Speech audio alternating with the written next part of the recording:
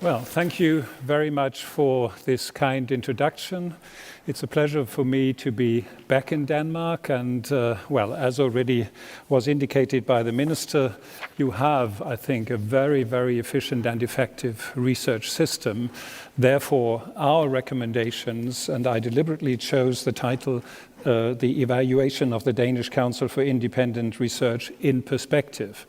In perspective, in at least a twofold sense. That is to say, first of all, the panel members themselves all came from outside Denmark, so it's an external view on your system and how it evolves. And of course, also in perspective with respect to the rapidity of change and the need to adapt to these changes. And I think that will be one of the overriding issues I will address with respect to this presentation, because at a time when the generation of new knowledge is progressively accelerating everywhere, institutional structures and the process operating within them must be prepared to continually adapt to new challenges. And the panel in this respect is in good company. Where can I put it? This way? I can take that one, okay. Yeah.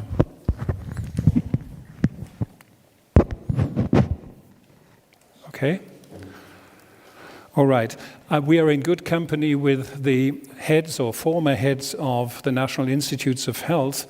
In a recent article in Science, they addressed this issue with respect to their own operations. And I think this quote is really quite telling. A fundamental challenge facing all institutions of science is whether their structures and disciplines inherited from the past continue to reflect the reality of current science and the need of future science. Without an explicit process of adaptation to changes that often transcend established scientific structures and disciplines, the risk of missing emerging opportunities grows. And I think this is really the challenge, I think, not only in Denmark, but in many countries across the world. The research funding organizations, but also universities themselves are confronted with. And if you look at this map, I apologize for this being in German, but the main message I think you can even get from this map, it was the only one available from a research council on how disciplines over time evolved and how the linkages between the various areas, of course, have evolved over the past decades. So, for instance, if you look at this map, in the yellow ones, there is, let's say, the social sciences, the humanities on the top right, and you can see here, for instance, in the middle with many white arrows leading to its psychology. The transformation of psychology into a social science as well as a behavioral science and a biologically based science is quite telling. And of course, that's why the links towards neurobiology and other areas are increasing so rapidly. So that's why if you have a system where, let's say, the disciplines are just ordered according to certain silos, then you will miss out the opportunities. And that's why it's so important that I'm not saying every year, but every 4 or 5 years you must have a look at the setup of the committees or the councils in order then to adapt to the more recent developments and also to see to it that you have cross-cutting, as the Minister was addressing already, cross-cutting kind of opportunities for the researchers to get into this.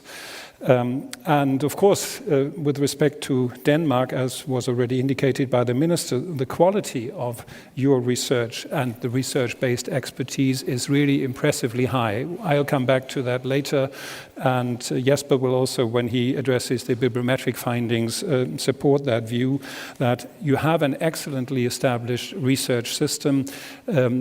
With respect to finances, we can debate whether it's sufficiently financed. In my view, it's not, but let's say that's something to be discussed and also to be adapted. But I think from this Swedish study, you can clearly see that the overall trend over the past 2 decades in Denmark has been extremely positive. And there are, of course, many players involved that actually attributed to it. But I think it's important to know that you are very well positioned with respect to also competitiveness on an international level. Nevertheless, of course, one always wants to go for the person like in this cartoon with the super results under his arm, but in order to achieve that, you also have to have a culture of failure, and you have to be failure tolerant. And to actually adjust for that is also not an easy thing to do, because of course nobody really is proud of having supported people with heroic failures. But if you can't also show that you have these kind of failures, then your system is risk averse, or let's say too conservative. And I think to strike a balance between the two is one of the major challenges. But as we all know, you see, when you talk to colleagues about what actually makes a high quality kind of proposal, then you have a very diverse set of criteria. These are two view graphs I produced from some publications made by Michèle Lamont and some of her colleagues at Harvard University, studying review panels in the humanities and social sciences. And here you can see that from originality and clarity all the way down to usefulness, breadth, and is it an exciting topic, people value things quite differently. And that even applies within the humanities and social sciences themselves. If you look, for instance, here at these bars, you can see that the approach taken is highly valued in the humanities and also in history. But in the social sciences, the approach taken is not that important. There, of course, things like method are much more at the forefront of assessing a proposal. And that, of course, makes it at the next level, where you try to compare the outcome of peer review processes, extremely difficult to adjust for these kind of diverse views on the topic of originality. And, of course, within a peer review process, you see, you always come across things like in this cartoon, your proposal is innovative. Unfortunately, we won't be able to use it because we've never tried something like this before. And there's even an extension to that. In a recent review panel, somebody said, I'm always in favor of new ideas, but this one I've never heard of. So let me now come to the evaluation itself. Of course, the terms of reference were clearly laid out by the ministry. With respect to the overall remit of the panel, it was, of course, to focus on the structure and organization of DFF, the research output and the quality of research output supported by a bibliometric analysis, then the contribution of DFF to career development, the contribution of DFF to internationalizing Danish research, and of course also to assess the set of funding instruments used by DFF. And with respect to the target groups, of course, there were three major groups also identified in the terms of reference. Of course, the political system, the government and Danish parliament were the ones to be addressed. Then, of course, DFF itself, and as you will have seen when you had a chance to look at the report, that's, of course, the major part of recommendations addressed to DFF itself. But, of course, there's also a third target group, and that's the universities, the research institutions, because they are essential for making DFF's work a success. Finally, they host the projects, and they have to see to it that, let's say, for instance, the infrastructure is in place in order to stay competitive in this respect. Well, the evaluation panel itself consisted of altogether 6 people, and it was supported by an academic secretary, my former assistant Jonas Borkheim, but it was also particularly supported by people from within the ministry and consultants of the ministry. And I should really like to thank them as well for all the work they've done. Peter Munk Christiansen already addressed the secretariat of DFF, which of course also had a hell of a lot of work to do, but that was basically done, or let's say large parts of that were done when we came in. So thank you once again for all the work you did in this respect. Well, the panel members, most of them have been either heads of a research council or are even involved in overseeing or running a research council.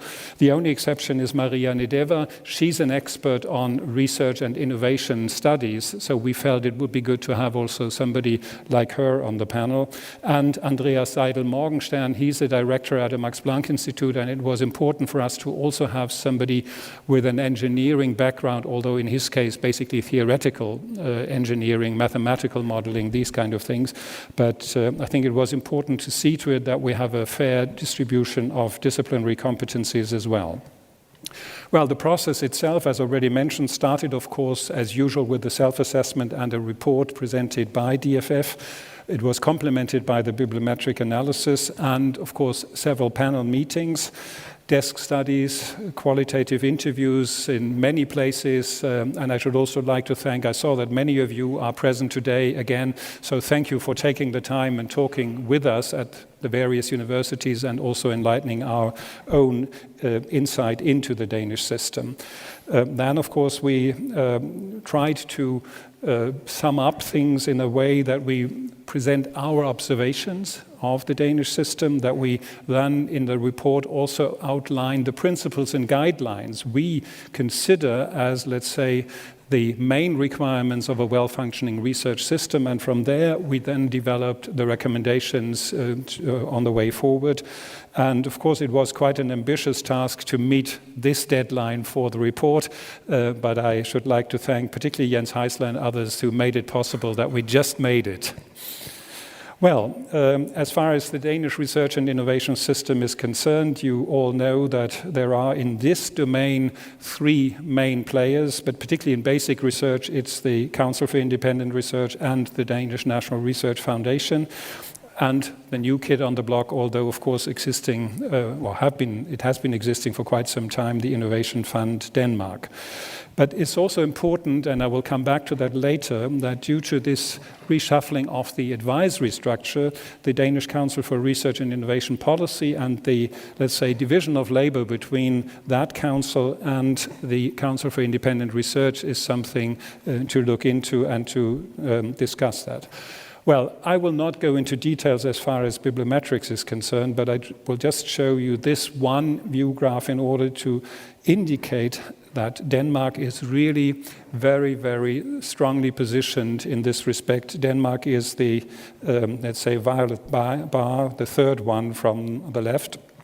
And it's way above OECD average, but also well ahead of most European countries. And this is also supported in the study. If you look here at a number of institutions, I'm sure Jesper will later on explain that in more detail. Here you can see on the left side that DNRF publications and DFF publications are really living up to the most competitive international institutions, and I think that's really an achievement to be proud of. And I think that's also important when we look at the overall system. You see, it's producing impressive results. That's why it would be a nuisance to change it radically. But as indicated by the minister, there is room for improvement in several respects. One of them may also be the funding instruments, but this one we feel is really well developed and well chosen, and we all feel that, let's say, taking the view that at least parts of DFF's activity should actually also be directed towards international competitions and preparing the ground within Denmark for successfully applying, for instance, for ERC advanced grants or similarly competitive grants, that the overall contribution DFF can make to career development of university researchers is, I think, well positioned. And what is also quite impressive is that the Council over the past 10 years achieved a streamlining of the set of instruments offered. You see, when they started in 2005, they had some 50 different ways to apply for. And that's, of course, for researchers whose job should not be to become professionals in research administration at the same time, too cumbersome to do. That's why we feel, let's say, the adjustments made are very useful, and also the transparency that is being attributed to this process is really helpful. And also the support levels seem to be quite appropriate, although, of course, with respect to research talent and starting grants, there could be, of course, let's say, also some room for enlarging the grants, particularly if these starting grants are also meant to stimulate people to really set up a sizable group in certain areas. This costs a lot of money. In others, of course, it's basically personnel, but as we all know, in research funding, it's usually 80% personnel you support, and that's why it's so important that the interplay with the institutions with regard to infrastructure and so on is well placed. Well, here you can see the amount awarded to postdoctoral grants, where, of course, in 2013, let's say the numbers slightly declined, but that was due to the fact that this was a very special year with only one call. That's why also the success rates and so on are somewhat distorted. We should perhaps later on, Peter Munk-Christiansen can give us the more up-to-date data for 2014 that we can see what the overall trend is. And at least in August, the overall trend was that the success rates were even further declining. So that's a matter of concern, and we feel that something needs to be done in this respect. Well, as already indicated, another point is, of course, the number of advisory services done by DFF. We feel that DFF indeed has a crucial role to play in providing scientific advisory services, but that's very different from providing policy advice on scientific issues. And in that respect, let's say research policy issues, DFF, of course, also jointly with the universities, can play a role in providing, let's say, advice to the government on what they think is needed. But in that respect, of course, they are a partisan kind of institution because they are also pursuing their own interest. And to really adjust this in the overall system, I think, is something to be looked at. Well, as far as the principles and guidelines for our evaluation are concerned, I will not go into detail, but it's basically these 7 points listed here. Of course, first of all, an appropriate legal, institutional, and financial framework is crucial for the success of any institution. Then a sufficient degree of operational autonomy, transparency of its structures and processes, and last but not least, also accountability vis-à-vis Parliament, government, and all the other stakeholders. Then, of course, a sound planning, monitoring, and evaluation system needs to be in place, and particularly given the speed of change these days, a dynamic leadership and strategic management in order to adjust for the changes indicated earlier. Then, of course, interaction, cooperation, and partnership.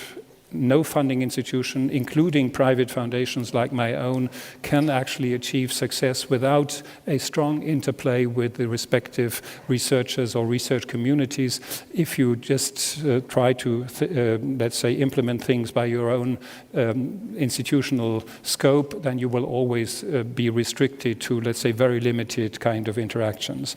And also, of course, internationalization and strategic alliances are crucial. As you will see later on in the bibliometric study, of course, Denmark's researchers are doing already extremely well in co-authorship kind of publications and so on, which also attribute to the success with respect to citations, etc.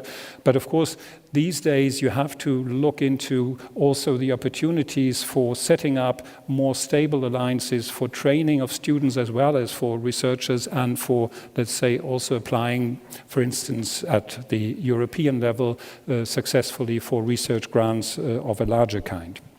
And the research funding structures, of course, have to be adjusted accordingly.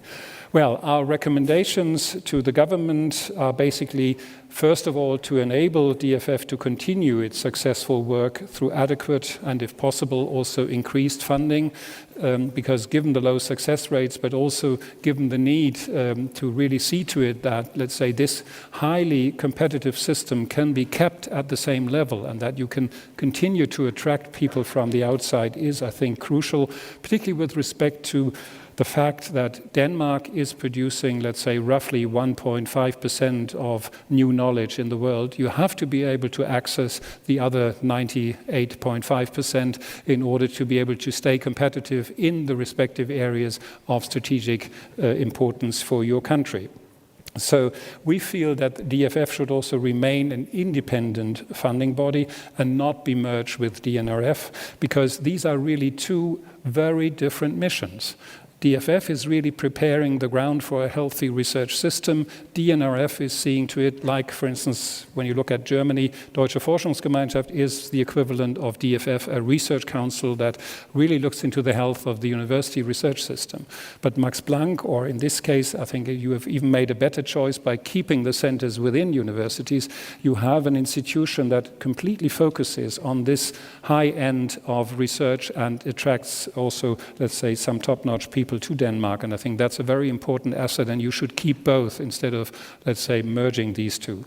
Then, of course, you see it's necessary to maybe make the processes of appointing subject-specific research council and board members even more clearly. Because there were at some places concerns raised that it was not really clear who was chosen in the end, etc. Although there are, as we know, rules and regulations. But it's important, I think, to really communicate that this is a non-partisan process and that this is a, let's say, fair and sound process. And that's why I think it's important to strike a balance also between selecting high-quality people and seeing to it that there is some representation, at least, of the research universities across Denmark. I think that's an important point to make. And of course, finally, also to secure an appropriate balance between core funding of universities and project-based funding. It's essential that the universities themselves have a certain amount of money in their own hands in order to make strategic choices. But then, of course, the interplay, particularly with respect to career development, needs to be looked at as well, because we feel that there is an opportunity also for, let's say, keeping talent within Denmark if you have a more reliable kind of tenure track structure where DFF could do, as for instance we are doing in Germany with these Lichtenberg professorships, produce a internationally comparable kind of benchmark for these kind of career development aspects, and then see to it how they can actually then get into the university with a long-term perspective. Well, as far as DFF is concerned, I've already outlined that we see this as an outstanding position with respect to the quality-driven review of researchers. The term quality stamp came up at every place, more or less, with respect to postdoctoral researchers. They said, I got this grant, it was considered within my institution as a quality stamp, and it helps me a lot to go on. And this was also, by the way, quite frequently said by women who are now in their postdoctoral stage. So there is some hope, I would say, to actually develop this further. Well, in view of the increasing research dynamics, I've already alluded to the interface between the 5 subject-specific councils gathered under the DFF umbrella ought to be improved. We feel that, you see, as I indicated at the beginning, every 4 or 5 years you should look into these interfaces and also adjust for it what is actually the area, or let's say the range of disciplines that is covered by a certain council or a certain committee, so that you have a, let's say, more flexible structure with respect to future developments.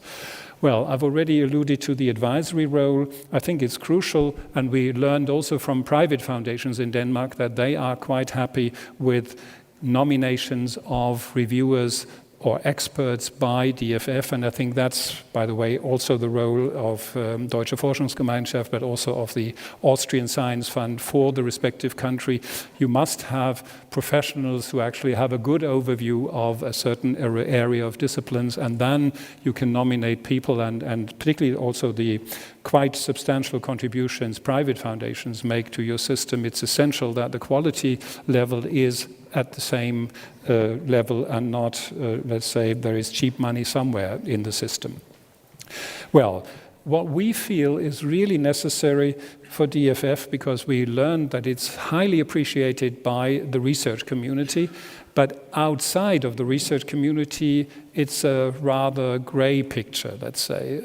People don't recognize DFF as an autonomous institution, as an institution that has its own autonomous area of activity. So we feel that as far as communication is concerned, but also as far as the overall setup is concerned, it could become, let's say, more visible. And I think it's necessary, particularly vis-à-vis representatives of the Danish Parliament, that one works on that and tries to improve, let's say, the overall and really essential role for the Danish system. So I think there's something to be done on that. And as I said, the representation of the various universities should also be looked at, not by lowering the standards, but by simply looking at the distribution of participants in the various councils. And I think this overall set of funding instruments is well chosen, particularly, of course, the Sapere Aude program and the postdoctoral support. They provide, let's say, needs-oriented and well-diversified instruments at crucial stages of researchers' career. So we feel that perhaps a move towards more long-term funding could be useful, but of course only if additional funds are available. 2 to 3 years nowadays are usually for a project too short. We all know that doctoral students usually take 3.5 to 4 years, so you have to somehow already fiddle around and see to it that you get support for the final year. If you don't get that, at least that's what I can tell you from other European countries, we've looked into that in Hungary, in Austria and in Germany. If you don't support this 4th year, then it takes usually then 6 to 7 years before they finally complete their PhD. And we all know in science and engineering, then it's almost too late to come up with, let's say, some really original and new results. Well, with respect to Sapere Aude, as I already indicated earlier, we feel that it could be also used, particularly if you look at stage 2, to offer more tenure track opportunities. And that again, as we know from other European countries, may help also to stimulate more women to stay in research instead of moving away from it. What is an issue of common concern by the university leaders as well as I think by most actors in the Danish system is how can we enhance mobility at an early stage? That is to say at the pre-doctoral and doctoral stage, but particularly also at the early postdoc stage, where we felt that in some cases, at least, some researchers raised that point. It may be necessary to reconsider the provision of family-related support, because we learned that in many cases they have to see to it how their husband or how the whole family can be moved, and it's usually not, let's say, the most cost-sensitive part of this kind of support. Let's say with 700-800 euros extra or so, you can already do a lot. But if you just stick to the stipend itself, then of course to live in cities like Boston or Cambridge or so is just outrageous. We, for instance, support a lot of postdoctoral researchers going to the US, and depending on the place where they go to, they get an extra allowance for renting an apartment, etc., because, as I just said, Boston or New York are much more expensive than St. Louis or other places. So if one could flexibilize that, that would also be quite helpful. Well, with respect to the universities, we've addressed mainly 4 points: paying attention to providing a sufficient degree of funding for doctoral students in Denmark. We were quite surprised to learn that there is no specific agency or not a set of agencies like in many other European countries, but that the money is part of the block grant of the universities. And sometimes the impression was given that, let's say, this money is also needed for other purposes. That's why you should look into the issue of supporting doctoral students, because the number given to us, 2,500, does not seem to be outrageously high. So I think it's probably useful to look into that again. Overhead policies were really not only a puzzle to the panel, but particularly also to the researchers within the various universities. And there we appeal to the leadership of the universities, be it the presidents or the deans, to clearly communicate, particularly to young researchers. You see, we had some female postdocs saying, I was so happy to get this huge grant from DFF. The next day I was told 40% is already taken away. And of course, you see, she should know about this, but then she should also know what is it being used for. And this is sometimes, let's say, somewhat opaque, at least that was our impression. Well, I think the crucial point to make is really with respect to the long-term development of the Danish system. As I said, you're well placed and it's really wonderful, is infrastructure. given the fact that you have this 2011 roadmap, we nevertheless feel that all the major agencies, maybe we'll come back to that during the discussion, DFF, DNRF, and also the Innovation Fund, they will have to develop jointly with university leaders a kind of concept to then approach the minister to say, how do we want to deal with that? We all know that given the fact that this huge expansion in the 60s and 70s took place, it's necessary to really look into this from a totally new point of view, to have a kind of, let's say, concerted action on keeping up the infrastructure and keeping it competitive also with respect to instrumentation, etc. And we feel that the interaction between universities and DFF vis-à-vis the ERC grant holders, etc., could also be a point of discussion within the entire system. And as far as the wider system is concerned, of course, as was already mentioned by the Minister, the gender ratio, I will show you 2 view graphs in a minute, is one you really have to look into, particularly as far as, let's say, career development is concerned. And stronger, more flexible and better integrated support for female researchers, I think, is really strongly recommended. I know that some parliamentarians didn't like it, but I think one should really try to get engaged in that debate again.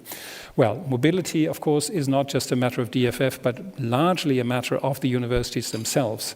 We learned that in some universities now, they require more or less that you have been, at least as a postdoc, abroad for a year or two, in order to bring back also knowledge from other institutions, which we feel is really necessary. Well, and of course, sufficient funding from public sources for research projects in the humanities and social sciences must also be secured, because often for them, that's the only place to turn to. And although I know that in many respects the emphasis is usually on science and technology, if you look at the overall development with respect to the environmental challenges we are facing and many other things, it will not work if we just go for technical solutions. So I think in that respect you should keep that in mind. Well, here are 2 view graphs on the scissor diagram, as we call it in the report, without representing it in the report. And if you look at that in 1999, you see that the share of female professors was down at 8%. Of course, there has been some improvement if you now look at that one. And I should say that the scale is slightly different, because it went up to 100%. In the other one here, it's only 90%, but I couldn't change that myself. If you look at it now, you could say the number of professors, of female professors, has almost doubled. But after more than 10 years, let's say, this is not sufficient, we feel. But on the other hand, of course, what is more crucial these days is that for the many doctoral and postdoctoral female researchers you have, you see to it that they can really believe in, if they perform well, they can have a career. For instance, in many other European countries also we are struggling with that, and the main point is usually for the female partner of a couple, that she then finally goes for a permanent post somewhere else, and the male stays for his research career as a professor and so on. And I think there some other incentives are needed in order to improve on that. Well, the key role of DFF for the health of the Danish research ecosystem is, I think, summed up in these 5 points. They have to contribute to achieving scientific and scholarly excellence in the Danish university system, to ensure a continual flow of highly qualified researchers among and between the different stakeholders who have been trained on the basis of a competitive grant system, to secure that necessary adjustments are made with respect to the increasing speed of knowledge generation and accelerating cycles of innovation. Fourthly, to advance new research areas in exchange with the respective communities to ensure that themes of future significance are supported early on. And finally, to develop the research-based expertise required in the future for being able to access strategically important new knowledge generated elsewhere in the world. Thank you very much for your attention.